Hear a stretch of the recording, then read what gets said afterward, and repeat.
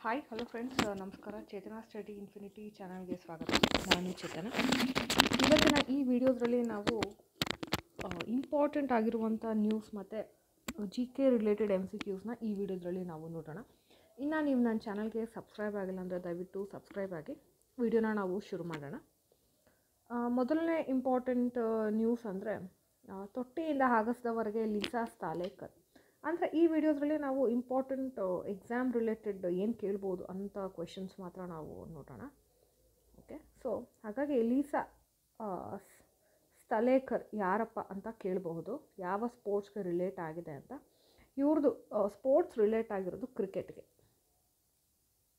Okay, so ಇವರು ಕ್ರಿಕೆಟಲ್ಲಿ ಬಹಳಷ್ಟು ಸಾಧನೆ ಮಾಡಿದ್ದಾರೆ. ಇವಾಗ T20 ವುಮೆನ್ ಕ್ರಿಕೆಟ್ ನಡೀತಿದೆ, ಹಾಗಾಗಿ ಇವರ ಹೆಸರು ಬಹಳ ಬರ್ತಾ ಇದೆ. ಇವರು ಆಸ್ಟ್ರೇಲಿಯಾ ಪರವಾಗಿ ಆಡ್ತಾ ಇದ್ದಾರೆ. ಓಕೆ, ನೆಕ್ಸ್ಟ್ ರಾಘವೇಂದ್ರ ಕಾಸ್ನೀಸ್ ಅಂತ. ಇವರೊಬ್ಬರು ಕತೆಗಾರ, ಸಾಹಿತಿ. ಓಕೆ, ಇವರು ವಿಜಯಪುರದ ಜಿಲ್ಲೆ ಇಂಡಿಯಲ್ಲಿ ಜನಿಸಿದ್ರು. ಅವರ ಕಥಾ ಸಂಕಲನಗಳು ಬಹಳ ಜನಪ್ರಿಯ ಆಗಿತ್ತು. ಹಾಗೆ ಕರ್ನಾಟಕ ಸಾಹಿತ್ಯ ಅಕಾಡೆಮಿ ಪ್ರಶಸ್ತಿಗಳು ಬಂದಿದೆ. ಇವರ ಶತಮಾನದ ಸಣ್ಣ ಕಥೆಗಳು ಅಂತ ದಿವಾಕರ್ ಅವರು ಸಂಪಾದಿಸಿದ್ದಾರೆ.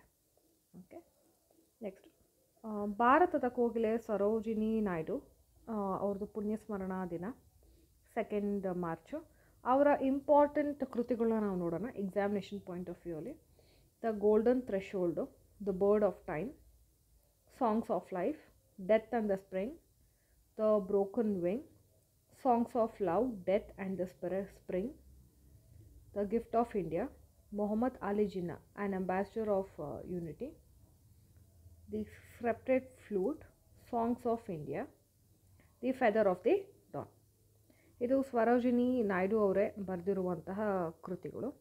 ಸರೋಜಿನಿ ನಾಯ್ಡು ಅವರು ಭಾರತದ ಕೋಗಿಲೆ ಅಂತಲೇ ಪ್ರಸಿದ್ಧಿ ಆಗಿದ್ದಾರೆ. ಬರಹಗಾರ್ತಿ, ಸಾಮಾಜಿಕ ಕಾರ್ಯಕರ್ತೆ, ಸ್ವತಂತ್ರ ಹೋರಾಟಗಾರ್ತಿ ಸಹ.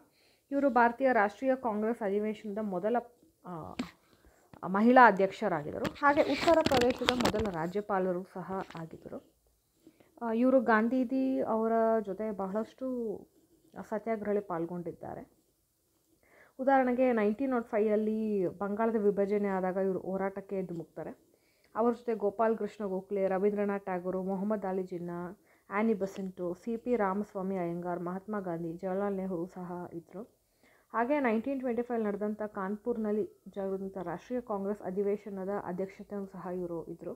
ನಾನ್ ಕೋಆಪ್ರೇಷನ್ ಮೂವ್ಮೆಂಟ್ ಅಂದರೆ ಅಸಹಕಾರ ಚಳವಳಿಯಲ್ಲಿ, ಹಾಗೆ 1942 ನಡೆದಂಥ ಭಾರತ ಬಿಟ್ಟು ತೊಲಗಿ, ಕ್ವಿಟ್ ಇಂಡಿಯಾ ಮೂವ್ಮೆಂಟು, ಅಲ್ಲೂ ಸಹ ಅವರು ಇದ್ದರು. ಇಲ್ಲಿ ಇಂಪಾರ್ಟೆಂಟ್ ಏನು ಅಂತ ಅಂದರೆ ಸರೋಜಿನಿ ನಾಯ್ಡು ಅವರು ಗಾಂಧೀಜಿಯವ್ರನ್ನೂ ಪ್ರೀತಿಯಿಂದ ಮಿಕ್ಕಿ ಮೌಸ್ ಅಂತ ಕರೀತಾ ಇದ್ರು ಅಂತ ಒಂದು ಬುಕ್ಕಲ್ಲಿ ಇವರು ಬರ್ಕೊಂಡಿದ್ದಾರೆ. ಓಕೆ, ಸೊ ಇದು ಇಂಪಾರ್ಟೆಂಟ್ ಸರೋಜಿನಿ ನಾಯ್ಡು ಅವರ ಬಗ್ಗೆ. ಆಮೇಲೆ ಇದೊಂದು ಟೆಕ್ನಾಲಜಿ ಆ್ಯಂಡ್ ಇನೋವೇಷನ್ಗೆ ರಿಲೇಟೆಡ್ ಆಗಿರುವಂಥ ಇನ್ಫಾರ್ಮೇಷನು. ಕ್ಯಾಲಿಫೋರ್ನಿಯಲ್ಲಿ ಮೊದಲನೇ ಬಾರಿಗೆ ರಸ್ತೆಯಲ್ಲೇ ಒಂದು ಕಾರು ಹಾರಿದೆ. ಅಂದರೆ ಆಲ್ರೆಡಿ ರೋಡ್ಸ್ ಎಲ್ಲ ತುಂಬ ಟ್ರಾಫಿಕ್ ಜಾಮ್ ಆಗಿಬಿಟ್ಟಿದೆ. ಹಾಗಾಗಿ ಅವರು ಸ್ಕೈಯಲ್ಲಿ ಕಾರುಗಳನ್ನ ಓಡಿಸೋಣ ಅಂತ ಟೆಕ್ನಾಲಜಿನ ಇನ್ವೆಸ್ಟ್ ಮಾಡ್ತಾ ಇದ್ದಾರೆ. ಇದೊಂದು ಸೈನ್ಸ್ ಆ್ಯಂಡ್ ರಿಲೇಟೆಡ್ ಇನ್ಫಾರ್ಮೇಷನು. ಇದು ಎಲ್ಲಿ ಆಗಿತ್ತು ರಸ್ತೆಯಲ್ಲೇ ಹಾರಿದ ಕಾರು ಅಂದರೆ ಅದು ಕ್ಯಾಲಿಫೋರ್ನಿಯಾ ಅಂತ ನೀವು ನೆನಪಿಟ್ಕೊಂಡ್ರೆ ಸಾಕಾಗುತ್ತೆ. ಇನ್ನು ವಿಶ್ವದ ಅತಿದೊಡ್ಡ ಆಧ್ಯಾತ್ಮಿಕ ಸಂಗಮ ಮಹಾಕುಂಭ ಮೇಳ ಸಂಪನ್ನ ಆಗಿದೆ. ಇದು ಎಷ್ಟು ದಿನಕ್ಕೆ ನಡೀತು ಅಂದರೆ 45 ದಿನಗಳಲ್ಲಿ ನಡೆದಿದೆ. 66 ಭಕ್ತರಿಂದ ಇದು ಪುಣ್ಯ ಸ್ನಾನವನ್ನು ಕೈಗೊಂಡಿದ್ದಾರೆ. ಇನ್ನು 2027 ಪೂರ್ಣ ಕುಂಭಮೇಳ ನಡೆಯಲಿದೆ. ಅದು ಮಹಾರಾಷ್ಟ್ರದ ನಾಸಿಕಲ್ಲಿ ನೆಕ್ಸ್ಟ್ ನಡೆಯುತ್ತೆ. ಓಕೆ, ಹಾಗೆ ಈ ಮಹಾಕುಂಭಮೇಳ 144 ವರ್ಷಗಳಿಗೊಮ್ಮೆ ನಡೆಯುವಂಥದ್ದು. ಇನ್ನು ಈ ಮಹಾಕುಂಭಮೇಳ ಎಲ್ಲಿ ನಡೆದಿದ್ದು ಅಂತ ಅಂದರೆ ಪ್ರಯಾಗ್ರಾಜಲ್ಲಿ 3 ನದಿಗಳು ಸೇರುತ್ತೆ. ಅದನ್ನು ತ್ರಿವೇಣಿ ಸಂಗಮ ಅಂತ ಹೇಳ್ತಾರೆ. ಗಂಗೆ, ಯಮುನೆ, ಹಾಗೆ ಗುಪ್ತಗಾಮಿನಿಯಾಗಿ ಹರಿತಿರುವಂಥ ಸರಸ್ವತಿ ನಡೆದಿದೆ. ಕುಂಭಮೇಳ ಶುರುವಾಗಿದ್ದು ಜನವರಿ 13, ಕೊನೆಗೊಂಡಿದ್ದು ಮಹಾಶಿವರಾತ್ರಿಗೆ 45 ದಿನಗಳ ಕಾರ್ಯಕ್ರಮ. ಈ ಮಹಾಕುಂಭಮೇಳ ನಡೆಯುವಂಥದ್ದು ಧಾರ್ಮಿಕ ಆಧ್ಯಾತ್ಮಿಕ ಶುದ್ಧೀಕರಣಕ್ಕೆ, ಪಾಪಗಳಿಂದ ಮುಕ್ತಿ ಪಡೆಯೋದಕ್ಕೆ, ಪವಿತ್ರ ಸ್ನಾನದಿಂದ ಮೋಕ್ಷಗಳಿಗೆ, ಆಧ್ಯಾತ್ಮಿಕ ಜ್ಞಾನ ವೃದ್ಧಿಸ್ಕೊಳ್ಳೋಕ್ಕೆ. ಈ ಮಹಾಕುಂಭಮೇಳದಿಂದ ಬಹಳಷ್ಟು ಫೈನಾನ್ಷಿಯಲ್ ಪಾಯಿಂಟ್ ಆಫ್ ವ್ಯೂಯಿಂದ ನೋಡಿದ್ರೆ ನಮಗೆ ಲಾಭವೂ ಆಗಿದೆ. ಉತ್ತರ ಪ್ರದೇಶಕ್ಕೆ ಕೇಂದ್ರದಿಂದ 7,500 ಕೋಟಿ ಬಂದಿದ್ದರೆ, ಅದೇ ಈ ಕುಂಭಮೇಳದಿಂದ ನಮಗೆ ಭಾಳಷ್ಟು 65 ಕೋಟಿ ಜನಗಳು ಏನು ಪುಣ್ಯ ಸ್ನಾನ ಮಾಡಿದ್ದಾರೆ. ಅದರಿಂದ ನಮಗೆ ಆರ್ಥಿಕತೆಗೆ ಬಹಳಷ್ಟು ಉತ್ತೇಜನ ಸಿಕ್ಕಿದೆ ಅಂತ ಹೇಳ್ಬೋದು. ಇನ್ನು 45 ಕಾರ್ಯಕ್ರಮಗಳಲ್ಲಿ 3 ಲಕ್ಷ ಕೋಟಿ ರೂಪಾಯಿ ವಹಿವಾಟು ನಡೆದಿದೆ ಅಂತ ಹೇಳ್ತಾ ಇದ್ದಾರೆ. ಇನ್ನು ಈ ಡೇಟ್ಸ್ ನೆನ್ಪಿಟ್ಕೊಳ್ಳಿ. ಇನ್ನು ಸ್ನಾನಗಳು, ಶಾಹಿ ಸ್ನಾನದ ವಿವರ ಯಾವಾಗ ಆಯಿತು ಅಂದರೆ, ಪುಷ್ಯ ಪೂರ್ಣಿಮಾ ಸ್ನಾನ ಆಗಿದ್ದು ಜನವರಿ 13, ಮಕರ ಸಂಕ್ರಾಂತಿ ಸ್ನಾನ ಜನವರಿ 15, ಮೌನಿ ಅಮಾವಾಸ್ಯೆ ಸ್ನಾನ 29 ಜನವರಿ, ಬಸಂತ ಪಂಚಮಿ ಸ್ನಾನ ಬಂದು ಫೆಬ್ರವರಿ 3, ಮಹಾಶಿವರಾತ್ರಿ ಸ್ನಾನ ಬಂದು ಫೆಬ್ರವರಿ 26. ಓಕೆ, ಇನ್ನು ನೆಕ್ಸ್ಟ್ ನಾವು MCQ ರಿಲೇಟೆಡ್ ನೋಡೋಣ. ಮೊದಲನೇ ಪ್ರಶ್ನೆ, ಇಲ್ಲಿ ನಿಮಗೆ ಮ್ಯಾಚ್ ದ ಫಾಲೋಯಿಂಗ್ ಕೊಟ್ಟಿದ್ದಾರೆ. ಕಳಿಂಜ ಕುಂಜ, ಸರಿತಾ ಉದ್ಯಾನವನ ಯಾವ್ದು ಎಲ್ಲೆಲ್ಲಿದೆ ಅನ್ನೋದನ್ನು ನಾವು ನೋಡಬೇಕಾಗತ್ತೆ ಇದರಲ್ಲಿ. ಓಕೆ, ಸೊ ಫಸ್ಟ್ ಒನ್ಗೆ ನಾವು ನೋಡಿದ್ರೆ, ಫಸ್ಟ್ ಕ್ವೆಶನ್ಗೆ ಆನ್ಸರು ಇಲ್ಲಿ ನಿಮಗೆ ಕಳಿಂಜ ಕುಂಜ ಅನ್ನೋದಿರೋದು ನವದೆಹಲಿಯಲ್ಲಿ. ಓಕೆ, ಸರಿತಾ ಉದ್ಯಾನವನ ಅನ್ನೋದು ಇರೋದು ಗಾಂಧಿ ನಗರಲ್ಲಿ. ಸಿಕಂದರ್ ಬಾಗ್ ಇರೋದು ಕೋಟಾಲಿ. ರಾಕ್ ಗಾರ್ಡನ್ ಇರೋದು ಡಾರ್ಜಿಲಿಂಗಲ್ಲಿ. ಅದೊಂದು ಮಿಸ್ ಆಯ್ತಲ್ಲ. ಸಿಕಂದರ್ ಬಾಗ್ ಇರೋದು ಲುಕ್ಕೋಲಿ. So option A correct answer. Okay, next ಇದನ್ನು ಸಹ ಹೊಂದಿಸಿ ಬರೆಯಿರಿ ಟೈಪ್ ಇದೆ.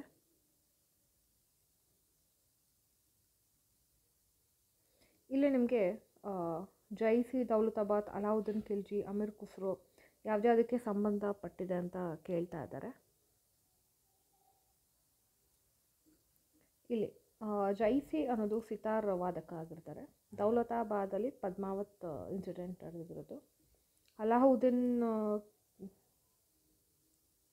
ಒಂದು ನಿಮಿಷ ಜೈಸಿ ಅನ್ನೋದು ದೇವಗಿರಿಯಲ್ಲಿ ಸಂಬಂಧಪಟ್ಟಿದ್ದು.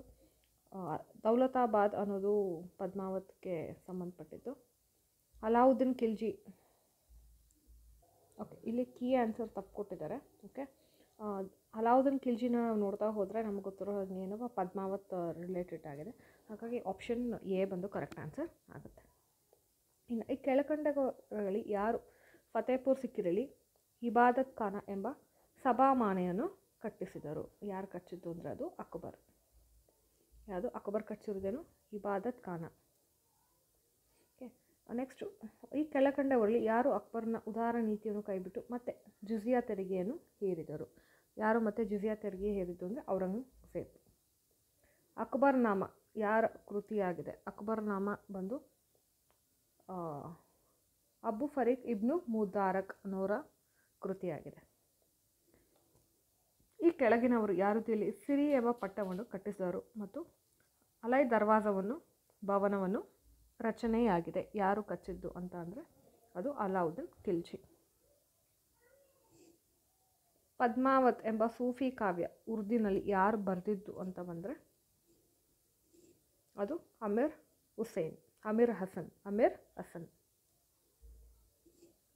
ನೆಕ್ಸ್ಟ್, ಮೊಘಲ್ ಚಕ್ರವರ್ತಿ ಆಸ್ಥಾನದಲ್ಲಿ ಯಾರು ಉಪನಿಷತ್ಗಳನ್ನು ಪಾರ್ಸಿಯಲ್ಲಿ ಭಾಷಾಂತರಗೊಳಿಸಲು ವ್ಯವಸ್ಥೆ ಮಾಡಿದರು? ಯಾರು? ದಾರಾ ಶಿಕೋ. ಭಾರತವು ಈ ಪಂಚವಾರ್ಷಿಕ ಯೋಜನೆ ಮಿಶ್ರ ಆರ್ಥಿಕೆಯನ್ನು ಆರಿಸಿಕೊಂಡಿತು. ಮಿಕ್ಸ್ಡ್ ಎಕಾನಮಿ ಯಾವಾಗ ಸ್ಟಾರ್ಟ್ ಮಾಡಿಕೊಂಡಿದ್ದು ಇಂಡಿಯಾ ಅಂತ ಅಂದರೆ 2ನೇ ಪಂಚವಾರ್ಷಿಕ ಯೋಜನೆಯಲ್ಲಿ. ಈ ಕೆಳಗಿನ ಜೋಡಿಗಳು ಯಾವುದು ಹೊಂದಾಣಿಕೆಯಾಗಿದೆ ಅನ್ನೋದನ್ನು ನಾವು ನೋಡಬೇಕು. ಇದು 50th ಕ್ವೆಶನ್ನು. ತ್ವರಿತ ಸುಣ್ಣ ಕ್ಯಾಲ್ಶಿಯಂ ಹೈಡ್ರಾಕ್ಸೈಡ್, ಇದು ಆ್ಯಕ್ಚುಲಿ ತಪ್ಪು. Caustic soda sodium hydroxide. ಅಡುಗೆ soda sodium bicarbonate. Okay, quick ಸುಣ್ಣ ತ್ವರಿತ ಸುಣ್ಣ ಕ್ಯಾಲ್ಶಿಯಂ ಹೈಡ್ರಾಕ್ಸೈಡ್ ಅಲ್ಲ, ತಪ್ಪು. ನೆಕ್ಸ್ಟು, ಈ ಕೆಳಗಿನ ಹೇಳಿಕೆ ಯಾವ ಹೇಳಿಕೆಯು ಸರಿಯಾಗಿದೆ, ಯಾವುದು ಸರಿಯಾಗಿದೆ ಅನ್ನೋದನ್ನು ನಾವು ನೋಡಬೇಕು. ಓಕೆ. ಸಮಭಾಜಕ ವೃತ್ತವು ಬಹುತೇಕ ಆಫ್ರಿಕಾದ ಮಧ್ಯಭಾಗದ ಹಾದು ಹೋಗುತ್ತದೆ. ಹೌದು. ಕರ್ಕಾಟಕ ಸಂಕ್ರಾಂತಿ ವೃತ್ತ, ಸಮಭಾಜಕ ವೃತ್ತ ಮತ್ತು ಮಕರ ಸಂಕ್ರಾಂತಿ ವೃತ್ತವು ಹಾದು ಹೋಗುವ ಏಕೈಕ ಖಂಡ ಆಫ್ರಿಕಾವಾಗಿದೆ. ಹೌದು, ಎರಡೂ ಸರಿಯಾಗಿದೆ. ಹಾಗಾಗಿ C option correct. Next, Theravada ಮತ್ತು ಮಹಾಸಾಂಘಿಕ ನಡುವಿನ ವಿಭಜನೆ ಯಾವ ಬೌದ್ಧ ಸಮ್ಮೇಳನದಲ್ಲಿ ನಡೆಯಿತು? ಯಾವಾಗ? ಎರಡನೇ ಬೌದ್ಧ ಸಮ್ಮೇಳನದಲ್ಲಿ. ನೆಕ್ಸ್ಟು, ಈ ಕೆಳಗಿನ ಜೋಡಿಯಲ್ಲಿ ಯಾವುದು ಸರಿಯಾಗಿ ಹೊಂದಾಣಿಕೆಯಾಗಿದೆ? ಯಾವುದು ಸರಿಯಾಗಿ ಹೊಂದಾಣಿಕೆಯಾಗಿದೆ? ಕಾರ್ನಿಯಾ ಏನು? ಕಣ್ಣಿನೊಳಗಿನ ಪ್ರವೇಶಿಸುವ ಬೆಳಕು ವಶಪಡಿಸಿಕೊಳ್ಳುವುದು. ಕರೆಕ್ಟು. ಪ್ಯೂಪಿಲ್ ಕಣ್ಣಿಗೆ ಪ್ರವೇಶಿಸುವ ಬೆಳಕಿನ ಪ್ರಮಾಣವನ್ನು ನಿಯಂತ್ರಿಸುತ್ತದೆ. ಹೌದು. ರೆಟಿನಾಲಿ ಇಮೇಜ್ ರಚನೆ ಆಗುತ್ತದೆ. ಹೌದು, 3 ಕರೆಕ್ಟ್ ಆಗಿದೆ. ಇದು ಭಾಳ important science point of view ಇಂದ. ಆಮೇಲೆ, ಭಾರತದಲ್ಲಿ ಲೋಕಪಾಲ್ ಮತ್ತು ಲೋಕಾಯುಕ್ತಗಳ ಕುರಿತು ಈ ಕೆಳಗಿನ ಯಾವ ಹೇಳಿಕೆಯು ತಪ್ಪಾಗಿದೆ? ಲೋಕಾಯುಕ್ತರನ್ನು ಭಾರತದ ರಾಜ್ಯಪಾಲರು ನೇಮಿಸುತ್ತಾರೆ. ಹೌದು. ಲೋಕಾಯುಕ್ತ ಸಂಸ್ಥೆಯನ್ನು 1971ರಲ್ಲಿ ಮೊದಲು ಮಹಾರಾಷ್ಟ್ರದಲ್ಲಿ ಸ್ಥಾಪಿಸಲಾಯಿತು. ಹೌದು. ಲೋಕಪಾಲ್ ಯಾವುದೇ ಸಾರ್ವಜನಿಕ ಸೇವಕನ ವಿರುದ್ಧ ಸ್ವಯಂ ಪ್ರೇರಿತವಾಗಿ ಮುಂದುವರಿಸಬಹುದು. ಇಲ್ಲ. ಯಾವುದೇ ಸಾರ್ವಜನಿಕ ಸೇವಕನ ನೋ, ಇಲ್ಲೇ ನಿಮಗೆ ತಪ್ಪಾಗೋದು. ಓಕೆ, ಇದು ತಪ್ಪಾಗಿರೋದು. ಓಕೆ. ನೆಕ್ಸ್ಟ್, ಸಂವಿಧಾನದ ಯಾವ ವಿಧಿಯ ಅನ್ವಯ ಹೈಕೋರ್ಟ್ನ ಮುಖ್ಯ ನ್ಯಾಯಾಧೀಶರು ರಾಷ್ಟ್ರಪತಿಗಳು ನೇಮಕ ಮಾಡುತ್ತಾರೆ? ಯಾವುದು? 217A 217. ಓಕೆ. ಕೆಳಗಿನ ಯಾವ ಹೇಳಿಕೆ ಸರಿಯಾಗಿದೆ? ಅಟಾರ್ನಿ ಜನರಲ್ ಅವರು ಕೇಂದ್ರ ಸರ್ಕಾರದ ಕಾನೂನಿಕ ಸಲಹೆಗಾರರಾಗಿ ಕಾರ್ಯನಿರ್ವಹಿಸುತ್ತಾರೆ. ಹೌದು.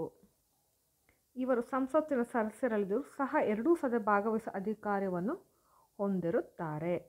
ಹೌದು, ಎರಡೂ ಕರೆಕ್ಟ್. ಹಾಗಾಗಿ ಆಪ್ಷನ್ 3. 1978ರಲ್ಲಿ ಆಸ್ತಿಯ ಹಕ್ಕನ್ನು ಸಂವಿಧಾನದ ಯಾವ ತಿದ್ದುಪಡಿಯ ಮೂಲಕ ತೆಗೆದುಹಾಕಲಾಯಿತು? ರೈಟ್ ಟು ಪ್ರಾಪರ್ಟಿ ಯಾವ ಆರ್ಟಿಕಲಿಂದ ತೆಗೆದ್ರು ಅಂದರೆ 44th 44ನೇ ತಿದ್ದುಪಡಿ. ಮೂಲಭೂತ ಹಕ್ಕುಗಳ ಮ್ಯಾಗ್ನಾ ಕಾರ್ಟಾ ಎಂದು ಈ ಕೆಳಗಿನ ಯಾವ ಸಂಸ್ಥೆಯನ್ನು ಕರೆಯುತ್ತಾರೆ? ಯಾವುದು? Supreme court. ರಾಜ್ಯಸಭೆಯು ಒಂದು ವೇಳೆ ಧನ ಮಸೂದೆಯಲ್ಲಿ ಮೂಲಭೂತವಾಗಿ ಬಹಳಷ್ಟು ತಿದ್ದುಪಡಿ ತಂದರೆ ಏನಾಗುತ್ತದೆ? ಪುನರ್ ಪರಿಶೀಲನೆಗೆ ಲೋಕಸಭೆಯು ಮತ್ತು ರಾಜ್ಯಸಭೆಗೆ ಕಳುಹಿಸಬಹುದು. ಮಸೂದೆಯನ್ನು ಅಂಗೀಕರಿಸಲು ರಾಷ್ಟ್ರಪತಿಗಳು ಜಂಟಿ ಅಧಿವೇಶನ ಕರೆಯಬಹುದು. ಇಲ್ಲ. ರಾಜ್ಯಸಭೆಯ ತಿದ್ದುಪಡಿಗಳನ್ನು ಸಮ್ಮತಿಸಿ ಅಥವಾ ಸಮ್ಮತಿಸದೆ ಲೋಕಸಭೆಯು ಮಸೂದೆಯನ್ನು ಮುಂದುವರಿಸಬಹುದು. ಹೌದು. ಯಾಕಂದರೆ ಧನ ಅಂದರೆ ಫಿನಾನ್ಸ್ ಅಮೆಂಡ್ಮೆಂಟ್ಸಲ್ಲಿ ರಾಜ್ಯಸಭೆಗೆ ಅಷ್ಟು ಪವರ್ ಇರೋದಿಲ್ಲ. ಸಾರ್ವತ್ರಿಕ ಚುನಾವಣೆಯಲ್ಲಿ ಎಲೆಕ್ಟ್ರಾನಿಕ್ ಯಂತ್ರ EVM ಬಳಸಿದ ಮೊದಲ ಭಾರತದ ರಾಜ್ಯ ಯಾವುದು? EVM ಮೊದಲೇ ಬಳಸಿದ್ದು ಕೇರಳದಲ್ಲಿ. ಕೆಳಗಿನ ಯಾವ ಹೇಳಿಕೆ ಸರಿಯಾಗಿದೆ? ಭಾರತದ ಸಂವಿಧಾನವನ್ನು ಅಂತಿಮವಾಗಿ ಸಂವಿಧಾನ ರಚನಾ ಸಭೆ ಅಂಗೀಕರಿಸಿತು. ಹೌದು. ಭಾರತದ ಸಂವಿಧಾನವನ್ನು ನವೆಂಬರ್ 26, 1947ರಂದು ಅಂಗೀಕರಿಸಲಾಯಿತು. ಹೌದು. ಹಾಗಾಗಿ ಎರಡೂ ಆಪ್ಷನ್ ಕರೆಕ್ಟ್ ಆಗಿದೆ. ನೆಕ್ಸ್ಟ್,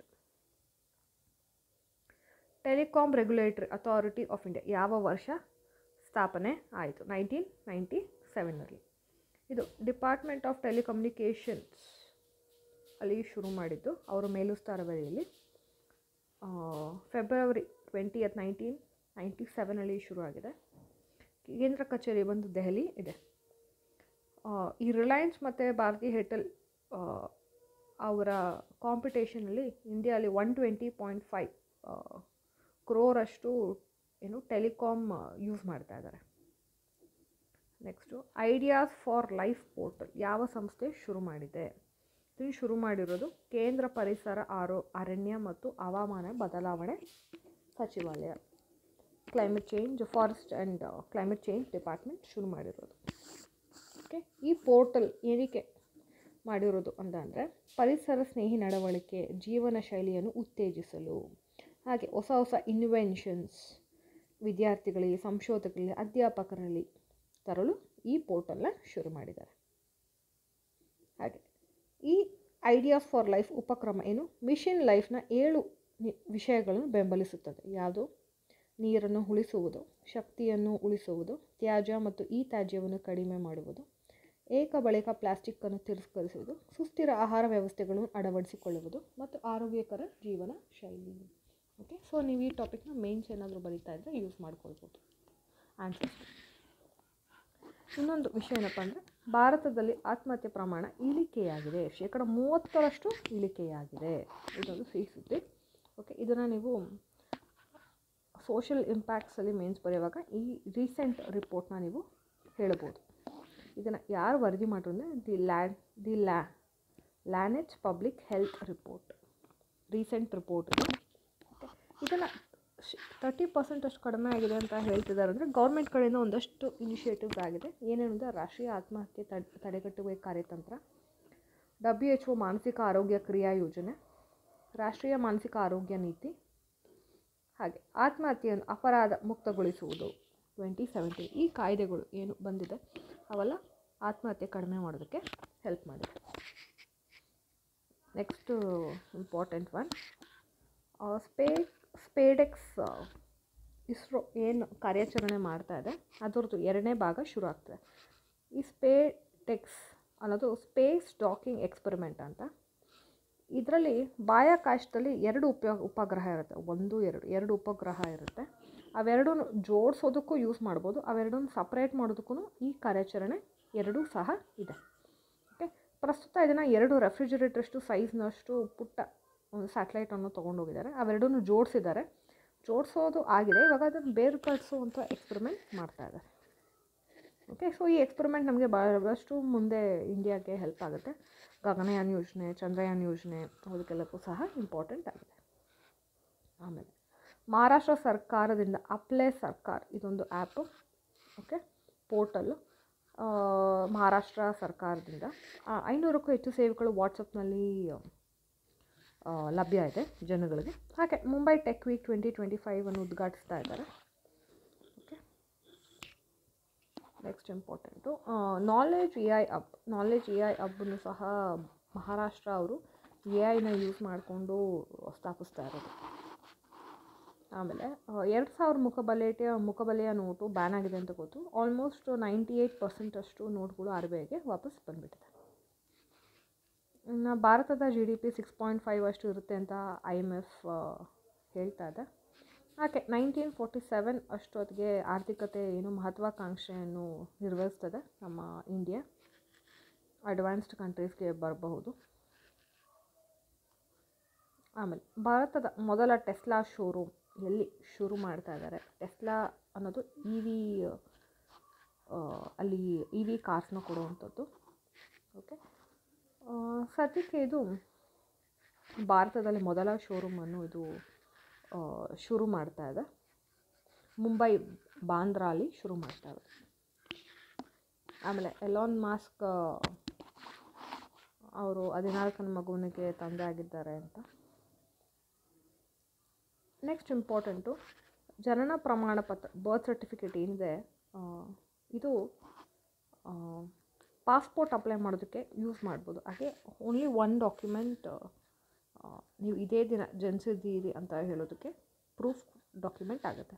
ಯಾರ್ಯಾರಿಗೆ ಅಂದರೆ 2023 ಅಕ್ಟೋಬರ್ 1 ಆದಮೇಲೆ, ಅವತ್ತು ಅಥವಾ ಅದಾದಮೇಲೆ ಯಾರ್ಯಾರು ಜನಿಸಿದ್ದಾರೆ ಅವ್ರಿಗೆ ಪಾಸ್ಪೋರ್ಟ್ ಮಾಡಿಸ್ಕೊಳ್ಬೇಕು ಅಂದರೆ ಬರ್ತ್ ಸರ್ಟಿಫಿಕೇಟ್ ಹೊಂದಿದ್ರೆ ಸಾಕು.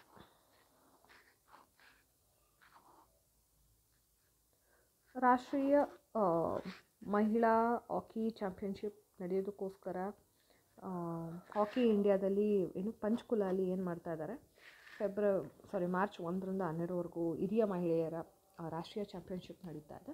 ಅದರಲ್ಲಿ ಒಂದಷ್ಟು ಬದಲಾವಣೆಗಳು ಮಾಡಿದ್ದಾರೆ, ಅಷ್ಟು ತಿಳ್ಕೊಂಡ್ರೆ ಸಾಕು. ಎಲ್ಲಿ ನಡೀತಾ ಇದೆ? ಪಂಚ್ಕುಲಾಲಿ. ಆಮೇಲೆ ಈ ಸತಿ GST ಭರ್ಜರಿ ಸಂಗ್ರಹ ಆಗಿದೆ. ನಮ್ಮ ಕರ್ನಾಟಕ 2ನೇ ಸ್ಥಾನದ ಇಂಡಿಯಾಲಿ. ಆಮೇಲೆ 1ನೇ ಕ್ಲಾಸ್ ಪ್ರವೇಶಕ್ಕೆ 6 ವರ್ಷ ಕಡ್ಡಾಯ ಅಂತ ಹೇಳಿರೋದು ಅವರು ಇನ್ನೊಂದು ಸ್ವಲ್ಪ ಹೊತ್ತು ಪರಾಮರ್ಶಿಸಿ ಅಂತ ಪೇರೆಂಟ್ಸ್ ಕಡೆಯಿಂದ ರಿಕ್ವೆಸ್ಟ್ ಬರ್ತಾ ಇದೆ. ಇಂಪಾರ್ಟೆಂಟ್ ಏನಪ್ಪ ಅಂದರೆ ಸಭೆ ಅಧ್ಯಕ್ಷರಾಗಿ ತುಹಿನ್ ಪಾಂಡೆ ಅವರು ನೇಮಕ ಆಗಿದ್ದಾರೆ. ಇದು ಇಂಪಾರ್ಟೆಂಟು. ಸಭೆ ಅಧ್ಯಕ್ಷರಾಗಿ ತುಹಿನ್ ಪಾಂಡೆ. ಮಾಧವಿ ಬುಚ್ಚರವರು ಹಳೆ, ಅವರು ಇವಾಗ ಬೇರೆ ಡಿಪಾರ್ಟ್ಮೆಂಟಿಗೆ ಟ್ರಾನ್ಸ್ಫರ್ ಆಗಿದೆ. ಆಮೇಲೆ ಒಲಿಂಪಿಕ್ಸ್ಗೆ ಥ್ರೋಬಾಲ್ನ ಸೇರಿಸಿ ಅಂತ ITF ಒತ್ತಾಯಿಸ್ತಾ ಇದೆ ಒಲಿಂಪಿಕ್ಸ್ನಲ್ಲಿ ಥ್ರೋಬಾಲ್ ಸೇರಿಸಿ ಅಂತ ಒಲಿಂಪಿಕ್ಸ್ಗೆ.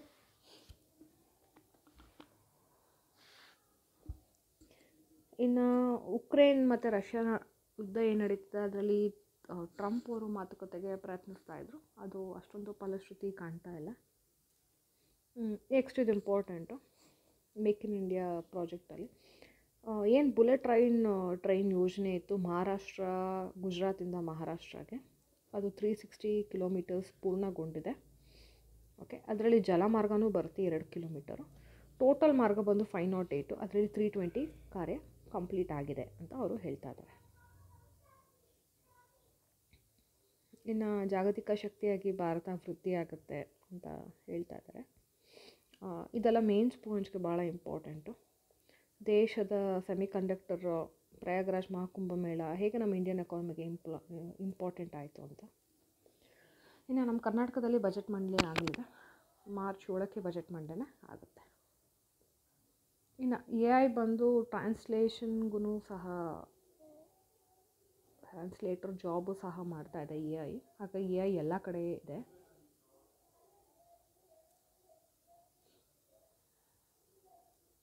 ಇದಾದಮೇಲೆ ಇನ್ನು ಫೆಬ್ರವರಿಲಿ ಆಲ್ರೆಡಿ ಬಹಳಷ್ಟು ಬೇಸಿಗೆ ಆಗಿದೆ. ಇನ್ನು ಮಾರ್ಚ್ನ ಮೇವರೆಗೂ ತುಂಬಾ ಬಿಸಿ ಆಗುತ್ತೆ. ಇದು ಒಂದು ಕ್ಲೈಮೇಟ್ ಚೇಂಜ್ಗೆ. ಹಾಗೆ ಇದು ಶ್ರೀ ಸಿದ್ದರಾಮಯ್ಯ ಅವ್ರದ್ದು 16ನೇ ಬಜೆಟ್ ಆಗುತ್ತೆ. ಎಕನಾಮಿಕ್ ಸರ್ವೆ ಆಫ್ ಕರ್ನಾಟಕ ಬಿಡಬೇಕು ಅವರು. ಆಮೇಲೆ P. ಚಿದಂಬರದ್ದು ಒಂದು ಇಂಪಾರ್ಟೆಂಟ್ ಆರ್ಟಿಕಲ್ ಬಂತೆ, ತ್ರಿಭಾಷಾ ಸ್ತೋತ್ರ ಅಂದರೆ 3 ಲ್ಯಾಂಗ್ವೇಜ್ ಪಾಲಿಸಿನ ಬಿಟ್ಟು ಇವರೇನು ಸಜೆಸ್ಟ್ ಮಾಡ್ತಿದ್ದಾರೆ ಅಂದರೆ ಸ್ಥಳೀಯ ಭಾಷೆ ಏನಿದೆಯೋ ಅದನ್ನು ಚೂಸ್ ಮಾಡಿ, ಆಮೇಲೆ ಇಂಗ್ಲೀಷ್ಗೆ ಪ್ರಾಮುಖ್ಯತೆ ಕೊಡಿ. ಯಾಕಂದರೆ ಇಂಗ್ಲೀಷ್ ಎಲ್ಲ ಕಡೆ ಇರೋದ್ರಿಂದ ಅವ್ರಿಗೆ ಹೆಲ್ಪ್ ಆಗುತ್ತೆ ಅಂತ. ಆಮೇಲೆ ಇದು ಸಾರ್ವತ್ರಿಕ ಪಿಂಚಣಿ ಯೋಜನೆ. ಈ ಪಿಂಚಣಿ ಯೋಜನೆ ಶುರು ಮಾಡ್ತಾ ಇದ್ದಾರೆ. ಇದೊಂದು ಡಿಫ್ರೆಂಟ್ ಪಿಂಚಣಿ ಯೋಜನೆ, ಅಂದರೆ ಹೊಸ ಸ್ಕೀಮ್ ಇದು. ಓಕೆ, ಸ್ವಯಂ ಪ್ರೇರಿತವಾಗಿ ಯಾರ್ಯಾರು ಪಿಂಚಣಿ ನಂಗೆ ಬೇಕು 60 ಇಯರ್ಸ್ ಆದಮೇಲೆ ಅನ್ನೋರು ಯಾರು ಬೇಕಾದರೂ ಇದಕ್ಕೆ ಹೋಗ್ಬೋದು. ಇದು ಬಿಟ್ಟು ಒಂದಷ್ಟು ಪಿಂಚಣಿ ಯೋಜನೆ ಇದ್ದಾವೆ. ಇದು ಇಂಪಾರ್ಟೆಂಟು, ಮೇನ್ಸ್ಗೂ ಇಂಪಾರ್ಟೆಂಟ್ ಆಗುತ್ತೆ. ಅಟಲ್ ಪಿಂಚಣಿ ಯೋಜನೆ ಇದೆ. ಅಟಲ್ ಪಿಂಚಣಿ ಬಂದು ಅಸಂಘಟಿತ ವಲಯ ಅಂದರೆ ಗಿಗ್ ವರ್ಕರ್ಸ್ಗೆ ಇರುವಂಥ ಪಿಂಚಣಿ. 1000 to 5000 ರುಪೀಸ್ವರೆಗೂ ಕೊಡ್ತಾರೆ ಪಿಂಚಣಿ. ನೌಕರರ ಪಿಂಚಣಿ ಯೋಜನೆ ಇದು EPS. ಇದು ಸಂಘಟಿತ ವಲಯ, ನಮಗೆ ಏನು ಸ್ಯಾಲ್ರಿ ಕೊಡುವಾಗ ಕಟ್ ಮಾಡ್ತಾರೆ, 8.33% ಕಟ್ ಮಾಡ್ತಾರೆ. ಇನ್ನು ಪ್ರಧಾನ ಮಂತ್ರಿ ಕಿಸಾನ್ ಮನ್ಧನ್ ಯೋಜನೆ PM ಅಂತ. ಇಲ್ಲಿ ಸಣ್ಣ ಮತ್ತು ಅತಿ ಸಣ್ಣ ರೈತರಿಗೆ ಗಮನದಲ್ಲಿಟ್ಕೊಂಡು ಯೋಜನೆ ರೂಪಿಸ್ತಾರೆ. 3000ದಷ್ಟು ಅವ್ರಿಗೆ ಮಾಸಿಕ ಪಿಂಚಣಿ ದೊರೆಯುತ್ತೆ. ಸ್ವಾವಲಂಬನ್ ಯೋಜನೆ ಇದು ಕಡಿಮೆ ಆದ ವ್ಯಕ್ತಿಗಳಿಗೆ ವೆಚ್ಚ ಪರಿಣಾಮಕಾರಿ ಪಿಂಚಣಿ ಯೋಜನೆ ಆಗಿದೆ. ಸೊ ಒಟ್ಟು 4 ಪಿಂಚಣಿ ಯೋಜನೆ ಇದೆ. ಅದ್ರ ಜೊತೆಗೆ ಹೊಸ ಪಿಂಚಣಿ ಯೋಜನೆ, ಸಾರ್ವತ್ರಿಕ ಪಿಂಚಣಿ ಯೋಜನೆ. ಇದು ಎಲ್ಲರಿಗೂ ಹೆಲ್ಪ್ ಆಗುವಂಥ ವಿಷಯ. ನೀವು ಸ್ಯಾಲ್ರಿಡ್ ಎಂಪ್ಲಾಯ್ ಆಗಲಿ ಅಥವಾ ಓನ್ ಬಿಸ್ನೆಸ್ ಮಾಡ್ತಿರಲಿ ಅಥವಾ ರೈತರಾಗಲಿ ಯಾರು ಬೇಕಾದರೂ ಇದಕ್ಕೆ ಜಾಯಿನ್ ಆಗ್ಬೋದು. ಓಕೆ, ಹಾಗೆ ಹೊಸ ಪಿಂಚಣಿ ಯೋಜನೆಗೆ ಏನು NPS ಅಂತ, ಇದು 18 to 70 ಇಯರ್ಸ್ ಒಳಗಿನ ಸರ್ಕಾರಿ ಅಥವಾ ಖಾಸಗಿ ಉದ್ಯೋಗ ಯಾರು ಬೇಕಾದ್ರೂ ಜಾಯಿನ್ ಆಗ್ಬೋದು. ಇದು ನಿವೃತ್ತಿಯ ನಂತರ ಸ್ವಲ್ಪ ಅಮೌಂಟ್ ಕೊಡ್ತಾ ಹೋಗ್ತಾರೆ. ಕಾರ್ಪೊರೇಟ್ ಸಂಸ್ಥೆಗಳು ಸಹ ಇದಕ್ಕೆ ಜಾಯಿನ್ ಆಗ್ಬೋದು. ಇದು ಭಾಳ ಇಂಪಾರ್ಟೆಂಟ್ ಪಾಯಿಂಟು. ಓಕೆ, ಹಾಗೆ ಹಳೆ ಪಿಂಚಣಿ ಯೋಜನೆ ಇದೆ, ಇದ್ರ ಜೊತೆಗೆ ಏನು ಅವರು ವಿಲೀನ ಆಗ್ತಾ ಇಲ್ಲ. ಓಕೆ, ವಿಲೀನಗೊಳ್ಳುವುದಿಲ್ಲ ಅಂತ ಅವ್ರು ಕ್ಲಿಯರಾಗಿ ಹೇಳಿದ್ದಾರೆ. ಓಕೆ, ನಿಮಗೆ ಇದು MCQನಲ್ಲಿ ಬರುವಂಥ ಚಾನ್ಸಸ್ ಇದೆ. ಓಕೆ, ಇನ್ನು ಮೊನ್ನೆ ಶಿವರಾತ್ರಿ ಆಗಿದ್ದರಿಂದ ಜ್ಯೋತಿರ್ಲಿಂಗಗಳು ಯಾವ್ದಾದ್ರು ಎಲ್ಲಿದೆ ಅಂತ ನೋಡೋಣ. ಗುಜರಾತಲ್ಲಿ ಸೋಮನಾಥ ದೇವಸ್ಥಾನ, ದ್ವಾರಕಾ ಗುಜರಾತಲ್ಲಿ ನಾಗೇಶ್ವರ, ಉಜ್ಜಯಿನಿ ಮಧ್ಯಪ್ರದೇಶಲ್ಲಿ ಮಹಾಕಾಳೇಶ್ವರ, ಮಧ್ಯಪ್ರದೇಶದಲ್ಲಿ ಓಂಕಾರೇಶ್ವರ, ಜಾರ್ಖಂಡಲ್ಲಿ ಬೈದ್ಯನಾಥ, ಉತ್ತರಾಖಂಡಲ್ಲಿ ಕೇದಾರನಾಥ, ತಮಿಳುನಾಡಲ್ಲಿ ರಾಮೇಶ್ವರ, ಶ್ರೀಶೈಲ ಆಂಧ್ರ ಪ್ರದೇಶದಲ್ಲಿ ಮಲ್ಲಿಕಾರ್ಜುನ, ಉತ್ತರ ಪ್ರದೇಶದಲ್ಲಿ ಕಾಶಿ ವಿಶ್ವನಾಥ, ನಾಸಿಕ್ ಮಹಾರಾಷ್ಟ್ರದಲ್ಲಿ ತ್ರಯಂಬಕೇಶ್ವರ, ಮಹಾರಾಷ್ಟ್ರ ಭೀಮಶಂಕರ, ಹಾಗೆ ಮಹಾರಾಷ್ಟ್ರದಲ್ಲಿರೋ ಗೃಹತೇಶ್ವರ. ಇಷ್ಟು ಜ್ಯೋತಿರ್ಲಿಂಗಗಳು ನಮ್ಮ ಇಂಡಿಯಾಲಿರುವಂಥದ್ದು. ಓಕೆ, ಸೊ ಇಷ್ಟು ಇಂಪಾರ್ಟೆಂಟ್ ಇವತ್ತಿನ ನ್ಯೂಸ್ ಆಗಿದೆ. ಓಕೆ, ಇನ್ನು ಮಿಕ್ಕಿದ್ದೆಲ್ಲ ಅಷ್ಟು ಇಲ್ಲ. ಚೂರು ಈ ಆರ್ಟಿಕಲ್ಸ್ನ ನೀವು ಇದಕ್ಕೆ ಮೇನ್ಸ್ಗೆ ನೋಡ್ಕೊಳ್ಳಿ. ಓಕೆ, ಇನ್ನೊಂದಿದೆ ನೋಡಿ, ಜಾನಪದ ಅಕಾಡೆಮಿ ವಾರ್ಷಿಕ ಪ್ರಶಸ್ತಿಗಳು ಪ್ರಕಟ ಆಗಿದೆ. ಡಾಕ್ಟರ್ ಮೈಲಹಳ್ಳಿ ರೇವಣ್ಣ, ಡಾಕ್ಟರ್ ವೆಂಕಟೇಶ್ ಇದ್ವಾಡಿಗೆ ಏನು ತಜ್ಞ ಪ್ರಶಸ್ತಿ ಬಂದಿದೆ. ತಜ್ಞ ಪ್ರಶಸ್ತಿ ಬಂದಿದೆ ಇವರಿಬ್ಬರಿಗೆ, ಡಾಕ್ಟರ್ ಮೈಲಹಳ್ಳಿ ರೇವಣ್ಣ ಮತ್ತು ಡಾಕ್ಟರ್ ವೆಂಕಟೇಶ್ ಇದ್ವಾಡಿಗೆ. ಇನ್ನು 30 ಮಂದಿಗೆ ಏನು ವಾರ್ಷಿಕ ಪ್ರಶಸ್ತಿ ಸಹ ಬಂದಿದೆ. ಓಕೆ, ಇದು ಜಾನಪದ ಇಂದ ಕೊಡೋದು, ಜಾನಪದ ವಿದ್ವಾಂಸರು ಇವರೆಲ್ಲ. ಹಾಗೆ ಇದನ್ನು ಕೊಡೋದು ಕರ್ನಾಟಕ ಜಾನಪದ ಅಕಾಡೆಮಿ 2024 ಪ್ರಶಸ್ತಿಗಳು. ಹಾಗೆ ಇದನ್ನು ಬೀದರ್ನಲ್ಲಿ ಏನು ಸಮಾರಂಭ ಮಾಡ್ತಾರೆ ಅಲ್ಲಿ ಪ್ರಶಸ್ತಿ ಪ್ರದಾನ ಮಾಡ್ತಾರೆ. ಈ ಪ್ರಶಸ್ತಿಯಲ್ಲಿ ಏನು 50,000 ನಗದು ಇರುತ್ತೆ, ಒಂದು ಸ್ಮರಣಿಕೆ ಇರುತ್ತೆ, ಪ್ರಶಸ್ತಿ ಪತ್ರ ಇರುತ್ತೆ, ಫಲತಾಂಬೂರ ಇರುತ್ತೆ. ವಾರ್ಷಿಕ ಪ್ರಶಸ್ತಿ ಏನು 3 ಜನಕ್ಕೆ ಬರ್ತಾ ಇದೆ ಅವ್ರಿಗೆ 25,000 ಕೊಟ್ಟು ಸ್ಮರಣಿಕೆ ಮತ್ತು ಪ್ರಶಸ್ತಿ ಪತ್ರವನ್ನು ನೀಡ್ತಾರೆ. ಓಕೆ, ಇದು ಭಾಳ ಇಂಪಾರ್ಟೆಂಟು. ಆಮೇಲೆ ನೋಬೆಲ್ ಶಾಂತಿ ಪುರಸ್ಕೃತದ ಕೈಲೇಶ್ ಸತ್ಯಾರ್ಥಿ ಅವ್ರದ್ದೊಂದು ಹೊಸ ಬುಕ್ ಬಂದಿದೆ, ಆತ್ಮಕಥನ ಬಂದಿದೆ, ದಿಯಾ ಸಲಾಯಿ ಅಂತ. ಈ ದಿಯಾ ಸಲಾಯಿ ಅಂದರೆ ಏನಪ್ಪ ಅಂದರೆ ಬೆಂಕಿ ಪೊಟ್ನ ಅಂತ ಅದರ ಅರ್ಥ.